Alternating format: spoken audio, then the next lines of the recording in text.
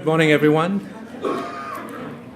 My name is Venki Ramakrishnan. I'm the current president of the Royal Society, and I just wanted to welcome you to the Royal Society for this meeting, which attempts to bring together a range of people interested in genome editing, from industry leaders to academics to policymakers.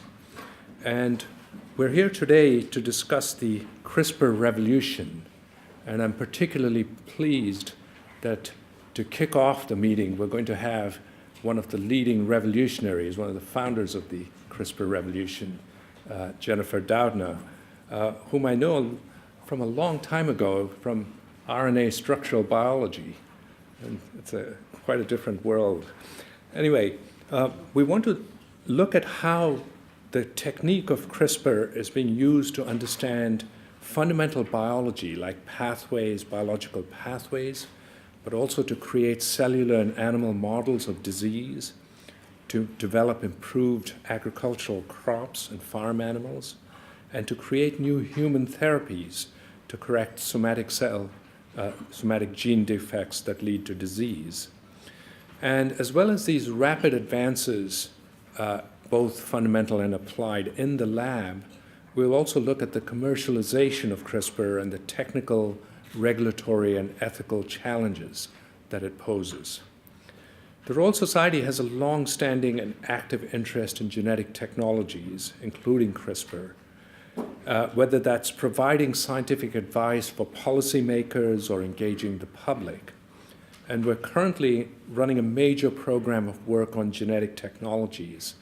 And my speech about a year ago at the AAAS annual meeting in Boston was a part of that effort.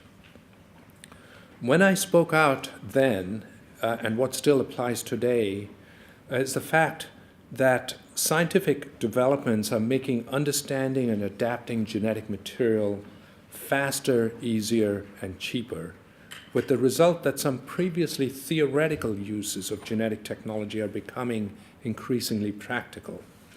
So as well as considering now what can be done, it's important to start thinking about what should be done. To contribute to the wider debates that are necessary, the Royal Society commissioned a public dialogue in the UK to explore the range of views that individuals hold about what potential applications for genetic technology should be developed, why, and under what conditions. And like today's conference, this public dialogue included potential applications in people, plants, and animals. The result of the dialogue are being published at midday today, so I encourage you all to find out more on our website and to explore our interactive infographic, which looks at the risks and opportunities of genome editing for human health. We'll also be opening the discussion with a public audience at 6:30 p.m. this evening, again focusing on human health and exploring issues like how the potential benefits of genetic technologies can be equally shared across society. I mean, one of the worries was of creating classes of people, those who were benefiting from this and those who were unable to. Besides conversations with the UK public, we also recognize that research into genetic technologies is a global endeavor, and that the research, development, and deployment in one country can influence the research context and its use in others. So it's therefore imperative that countries work together to develop international norms, protocols, and codes of conduct for genetic technologies. Chinese researchers have been at the forefront of many emergent uses of genetic technologies, which is why the Society is collaborating with the Chinese Academy of Sciences on priorities for this research and how it should be used and governed.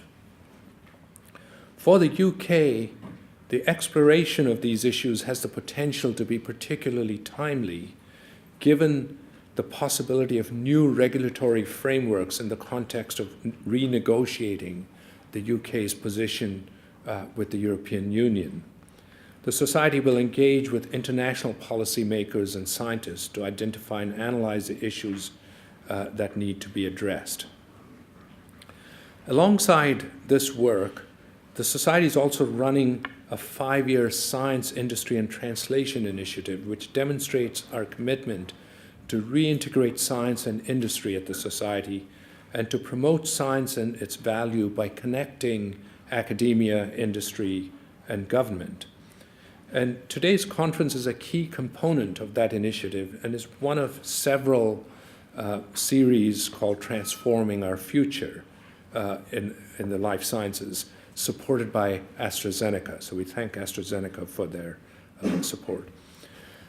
The conference was launched to address the major scientific and technical challenges of the next decade and beyond. And each of them, these conferences will bring together cutting-edge science from industry and academia and leading experts from the wider scientific community. Focusing on one topic like CRISPR or industry sector, the aim is to explore issues like the current state of the sector, the position of the UK and how it can benefit from the technology, the future direction of research, the challenges faced in turning research into commercial success, the skills base needed to deliver economic and scientific advances, and the wider social and economic impacts. And as I said before, we're delighted that AstraZeneca have agreed to support us in discussing CRISPR, and the combined convening power and reach of AstraZeneca and the Royal Society has allowed us to bring together a range of sectors for what I hope will be a stimulating discussion of this topic. I'd like to thank the conference organizers, Peter Goodfellow and Steve Rees, for their time and commitment in getting all of us together here today. Unfortunately, I myself have to leave, but it's now my very pleasant task to ask Peter Goodfellow to introduce the keynote speaker, Jennifer Doudna. Thank you very much.